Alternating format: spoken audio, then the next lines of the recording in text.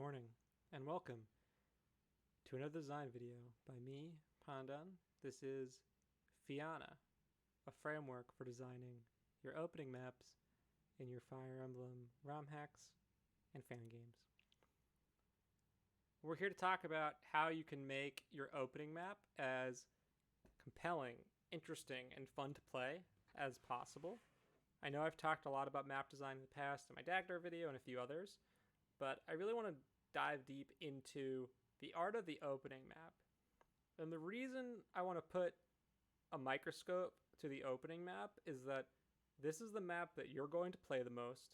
It's the map your players are going to play the most. And it's also the first and only chance you have of making a strong impression on the player. This is going to be the first thing they see. They're going to make a lot of conclusions about your game based on how the first map is set up and how it plays and the units and the story and what you're teeing up here. You want to make sure you get it right. And I think what happens a lot is that the first map of people's hacks is also often the first chapter they ever make. And so our first time is never really the best.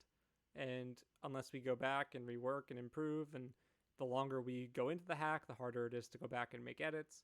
And so to you, the fan game or hack developer looking to improve your first map, or maybe you're someone who's looking into making a hack and aren't really sure how to approach making a good first map because you know people can be really critical about it, I hope this video will be helpful. And so let's dive in then to what we're going to learn about today. So here are 3 learning objectives for the day.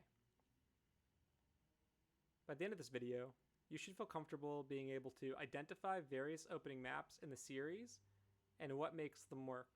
So you should be able to take this framework and look at different opening maps and draw conclusions for yourself about why are they good, why are they not so good, where are there opportunities to improve, and what can I leverage from them or about this experience that make it better.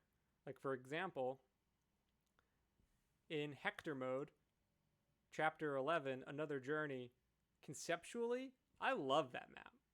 You have Hector and Matthew, who are 2 characters who I think everyone enjoys. They're very popular. They're escaping assassins from the back of Ostia Castle. There are multiple pathways to work with.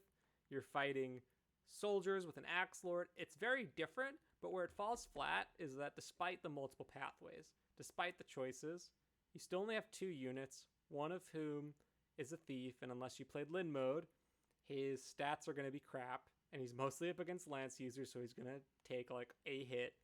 And Hector has like 60 accuracy, even with like weapon triangle, I think, or something stupid. So it just is a little bit of a slugfest. And I think like if you had gotten like Oswin or Sarah, and you had more options, and you could split and go multiple directions, or you had multiple attacking options per round, it could make that chapter a lot more compelling. So think about those things as well, like what you like, what you don't like, and thinking through like universally, what are the trends that make first chapters notable? Being able to then describe why some opening maps are stronger or weaker than others. I think it's so easy to just say like this good, this bad, but what does that actually mean? What's good for me might be bad for you. My definition of good might be different than your definition of good. Let's come up with some descriptive language to describe that. And lastly, you should be able to action this. You'll be able to design a compelling opening map to your project using the FIANA framework. Now, there's a lot of considerations I won't be going into here around like stat balancing and general unit composition, like what kind of units do I use, etc. That's going to be up to you to decide, and we'll take playtesting, and depending on your concept, it will vary. This is really specifically about like the narrative and the map itself and how that plays out conceptually. And again, I'm assuming throughout these recommendations in this video that you are designing your hack with a vanilla context in mind. And what I mean by that is that your game is not deviating so heavily from the principles of vanilla Fire Emblem that this advice doesn't make any sense. But if you are that experimental with what you're doing in a ROM hack, then you're probably not watching these videos. But if you're looking to make something like, I want to make FE8 but better, or I want to make something that's like FE12, like, then this video might be for you. So So first off, let's define what is an opening map. It is the first map in a Fire Emblem game. It's going to be the map that they boot up the cartridge or the ROM, and it's going to, have maybe a couple minutes of dialogue, not too long, because some people will complain. Don't talk about wine and cheese too much, because some people will complain, but it's going to be the first thing that people see after your opening cutscene and you set the stage. It sets the tone and introduces mechanics and characters. It gives the player a reason to get invested in your story, in your world, and care. And lastly, it leaves an impression. I think that has to be really important. If your players can say one thing about your first chapter afterwards, what's that going to be? From my personal experience with Vision Quest, I very often see, oh, the first chapter is where you play as bandits and attack houses and run away from a scary halberdier lady. I'm like, great. Like, that's pretty different from other things. Some people will say, it's the one where they talk about wine and cheese for a long time. And it's like, yes, that's different. People know, oh, that's Vision Quest, the cheese hack, the cheese documentary. Of course, that leaves an impression. Is it the impression that you want to leave on people? Maybe. But that's up to you to help curate. You can't control it, but you can curate that experience by designing a map a specific way. So keep that in mind. So let's get into it. What is the FIANA method? It is a fun abbreviation for a couple of different things to keep in mind. And the first of these tips is something I will beat the drum on over and over again. 5-unit minimum. I think a lot of Fire Emblem games have these prologues, have these opening maps where you get like 2 units in like a one-child choke corridor, and it plays out like a cutscene. And, well, this is great for a new player who's just learning the mechanics, like, Girl of the Plains or whatever, a Girl from the Plains, FE7. 12-year-old me playing this game for the first time, never having played Fire Emblem or a similar strategy game. I really appreciated that tutorial. But now, playing ROM hacks after I've exhausted the library of now 16 mainline games, I don't need that. You as a ROM hack designer, you don't have the burden that Intelligent System has of onboarding people to Fire Emblem. You can assume that the player knows enough about Fire Emblem mechanics generally that they don't need to be handheld in that same way. So that gives you a lot more flexibility and creativity in what you introduce. And you don't need these like 1-unit chapters to get people familiar with like, this is how you attack. This is how you navigate the menu. Like, there's an assumption that they know this. And we'll talk more about like mechanics and introducing them further down this list. But when it comes to units, you want to give multiple units because it invites creativity in how you approach the map. It creates replayability because if you're playing, let's say, FE8's prologue, you have Erica and Seth in the one-tile choke between mountains against 3 axe dudes. There's one of 2 ways you can approach this. Do I send Seth forward with a steel sword? Do I send Erica forward with her rapier? And that's it. And then you just kind of wait, or you attack, and you see what happens. And it's very linear, and there's not much exciting going on. It's very straightforward. It's not fun to replay that. Like, I don't like booting up FE8 and every time I replay thinking like, oh, I can't wait to play the prologue again. Conversely, like when I play Thracia, I like playing the first map because I'm thinking, oh, who do I want to use this time? Maybe I want to try and feed more kills to Halvin, or maybe I want to try and capture a few extra short lances this time for whatever reason, or I want to get like extra bows for Dagdar because I want to do like this cool Brave Bow Dagdar build down the line, and I want to raise his bow rank, right? Like there's stuff you can do because you have more than 1 unit to train, and so you can kind of key that off. And a lot of players like focusing on a few specific units, especially in replays. Now, I know some people might say, like, don't expect people to play a ROM hack more than once, and that's true. But whether it's for replayability's sake or the first playthrough, replayability is just, there are more options that I'm now exploring in a second time. If you give the player 10 different options to how they can approach the map or more, each player is going to pick one of those, and they might say, wow, like, I see there are these other very different ways I can approach this. There are these different units I didn't really explore using in this way in this first chapter. Next time I play, I want to try this. And that's going to create interest in being like, I want to try doing this slightly differently, or I want to use these different units this time. And 5 units is like that sweet spot. I would say it's the low end of what I would want. I would say 4 would be like the absolute minimum, because at that point it might become a little bit too linear. Like you might, if you have 4 units, it might be too much of put X unit here, put Y unit there, see what happens, and it's kind of just like plays out accordingly. But if you have 5 or more, it gives you a bit more flexibility in how you go about approaching this map. Like I think FE1 Chapter 1, you have 7 or 8 units. You can put them in different orders to attack that first group of pirates. Who do you send down to deal with the thief that's raised the village? FE6, am I sending Marcus up? Am I sending Alan? Am I sending Lance? Am I sending Roy? Am I sending Bors? Am I using Walt first? There's a lot of different options to consider. And just like statistically, if you think about the number of units that you give the player, there's more permutations in the actions that the player can take. And that, to me, creates more interesting choices. People love choices. They love customization. Give the player the ability to customize how they approach the map by giving them fun tools to work with. And units are tools. And if you give too few, it limits the amount of options that the player has and makes things feel a bit more stifled, or that you, the designer, is forcing the player to play a certain way. So I would say 5 is the absolute minimum I would recommend for a first chapter. I think the upper limit of what I would recommend is 8. I think 9 is really pushing it. But I think like if you're doing between 5 and 8 to start, I think that that's generally a pretty good starting point for the number of units to start with. Any fewer than 5 and you're risking making it a little too linear and single solution-y. So definitely keep that in mind. Identify multiple ways to approach the map. So kind of similar with 5 units, multiple pathways. Is my map linear? Is it just Erica and Seth and the one tile choke to get to O'Neill? Is it just a single path from me to the Seas Point? And that's not always bad. And if you're not going to make multiple ways to approach the map by giving the player different units to focus on different things, make separate pathways. Is there a split? Can I go north? Can I go south? Can I do both at the same time and pick which units go where? Do I have enough flexibility to do that? Does the map enable me to do that? And I know oftentimes we want to ease the player in, but there are ways to make split decisions or multiple paths interesting without making them overbearingly difficult. And for me, when I replay chapter 1s, I like approaching them differently. I like trying different things. I think having multiple units and different paths to approach with them, again, permutations, choices, the number of options starts to exponentially increase the more of these you introduce.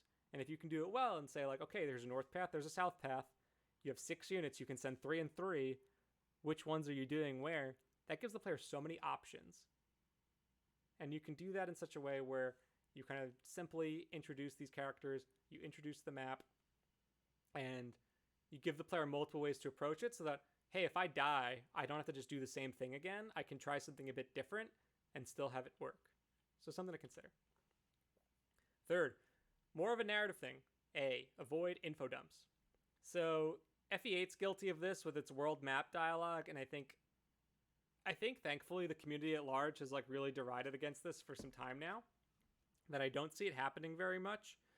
But like The Last Promise has the FE7 tutorial text screen where you're just hearing about Solom and Blaine and all of these things in this history. There's no visuals, it's just text. Most of it doesn't matter. And when it does start to matter, it's like 30 chapters later. FE8 does the same thing with like all this crap about Magvel, and most of it doesn't really matter until way later, and at that point you've forgotten because so much else has happened. You want to avoid doing too much of an info dump up front. That doesn't mean you shouldn't have like scenes with your characters talking up front, but big like overarching world information doesn't need to take place. You just need enough to get the player to understand like this is the immediate conflict. Maybe there's seeds of some things going on in the background that you start to pick up on based on the dialogue or based on the narration text. You get enough of a sense of like, this is so-and-so, this is what they're dealing with, this is what they care about, these are their friends who they're fighting with, etc. Just kind of setting up a bit of that conflict. And it can be really basic, like Prince fights the bandits. But like, I'd much rather have like Prince fights the bandits and like know what is happening in like that little microcosm versus like, this is the whole world.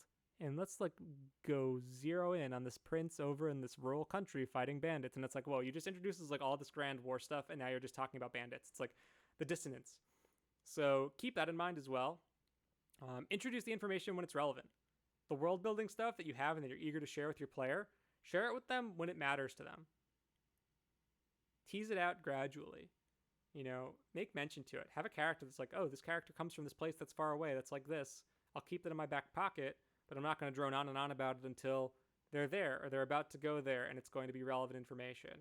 So keep that in mind and don't info dump too much. I was guilty of this too. My first Vision Quest beta, I had a world map sequence, and I realized pretty quickly that it didn't really add very much to the game, and I changed it up considerably from that.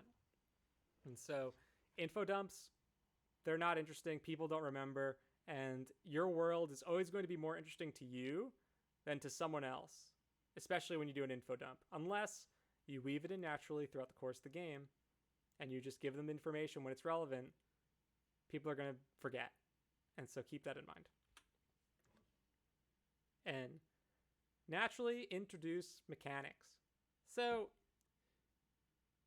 like I said earlier, we as ROM hack designers and fan game designers, we don't have the burden that IS has of introducing people to Fire Emblem. But with all of the custom hacking that's going on and the things you can do, presumably in GBA, if that's what you're working on, or if you're doing an SRPG studio game, there are certain mechanics that the player may not be familiar with. Like, not everyone's played Thracia. You need to introduce capture in a way that makes sense and is easy for them to grasp what it does and the benefits of it and so forth. Maybe you're using, like, the Nameless Heroes has skills like Refuge, which are pretty unique in GBA. How do you introduce that? And I think something that like old 2D platformers do really well that we can apply to Fire Emblem, and I think FE does this as well, but it's very subtle, is introducing a new enemy type or a new element of the game in an isolated and safe way. So like the first time you fight an enemy, like let's say you're playing, gosh, I don't know, like Yoshi's Island, and you see a Shy Guy. The first Shy Guy you see is going to just be like on a flat path, and it's the only Shy Guy, and you kind of like have time to figure out how do I approach taking on the Shy Guy, and you learn what your options are, and you learn what its weaknesses are, and you learn how to take it out and move forward. Maybe a few levels later, there are 3 Shy Guys in this field at once, and there are spikes, and there are these other hazards, but you know how to deal with it at that point. But if you introduce 3 Shy Guys and spikes initially, it's a lot for the player to take in. And so slowly introducing these different types of mechanics are going to be helpful, like horse slaying weapons. Like I might put one horse slaying weapon on one guy and call it out, so the player knows it's there and they can figure out how to deal with it in isolation. 3 chapters later, I might have multiple guys coming in where they can't react to as much, but they should know at this point how to handle it. You want to have those learning moments. In chapter 1, your opener is a great place to have these opening moments. And thinking about the learning aspect, it can be really subtle. It's just like on the map, and the player can kind of figure it out in this like open-ish space. Or you can call it out. Like I think the Gaiden does this really well, where Gaiden's like, Lucas is like, hey, let the villagers get the kills because they need to promote. And that teaches you quite a bit about like the level disparity between your units and how promotion could work in Gaiden. It starts to like lead you down this path of like, oh, if I feed kills to my weaker units, they'll get more experience points. These units have more potential for growth later on. Maybe I want to consider doing that. Maybe don't feed every single kill to Lucas because Cliff is going to fall off pretty quickly if you don't promote him by like the Thief Shrine or whatever. Other chapters may introduce like FE10, where they're really hot and heavy on Micaiah's sacrifice skill. There's so much emphasis on like, use these choke points with Edward, have him attack, and then use sacrifice to heal with Micaiah safely from behind. And it gives you a sense of like, oh, I can use this in this situation. And now when I'm faced with a more difficult situation, I'm more adept at navigating that because I've seen how it works in a safe environment. So keep that in mind when you have these different types of mechanics, things like capture, special skills, different unit types, special enemy weapons, and things like that. Naturally introduce them. And your early chapters in particular are a great way to show off how you might do these types of things in a simple way before ramping up the difficulty and the complexity of these puzzles that you're solving. And lastly, the awe factor. Show something cool or unique. Like I was alluding to before, what are people going to remember your first chapter by? And is there something about your game that is unique, that is different, that stands out in some way?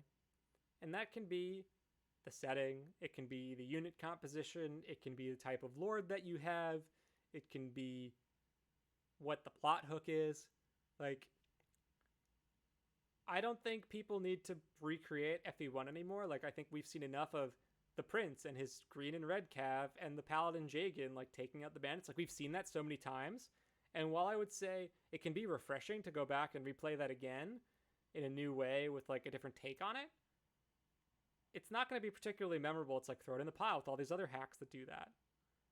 But what if you have a chapter where you have, like, I don't know, I'm trying to think off the top of my head, like, Midnight Sun has a shaman lord, a dark mage wielding lord that's part of this ritual. It's very different from a lot of other hacks, and it stands out, and there's a reason Midnight Sun was so popular when it first released, and people were, like, very excited about it. And now, of course, it's an indie game, but that doesn't change the fact that, like, it was unique and it was memorable because of the context with which you were entering the game. I think, for me, Thracia stood out the first time I played it because I was like, wow, I have two fighter dudes who are actually fast. I have a Swordmaster Jagan. I have a Brave Lance to work with. I have a Brave Axe. This is sick. This is going to be fun. There's capture. Cool. Like, it just, like, introduces you to the game in such a way that you remember it, and you'll immediately be able to say, like, oh, this game, the one with this feature, or the one where you're playing in the desert, or the one where you're playing in the snow. Like, I like that about, like, Four Kings and Lonely Mirror. You start off in snow maps. How many games do that? I don't think there's any vanilla games that start off in the snow. And so your setting, your mechanics, your unit composition, the way your lord is built, the plot hooks. Maybe there's a cool custom battle scene in the beginning where you show off a powerful weapon or a cool animation, and that might get the player saying, like, whoa, like, what's going to happen here? So, like, that opening scene is so important to getting the player interested.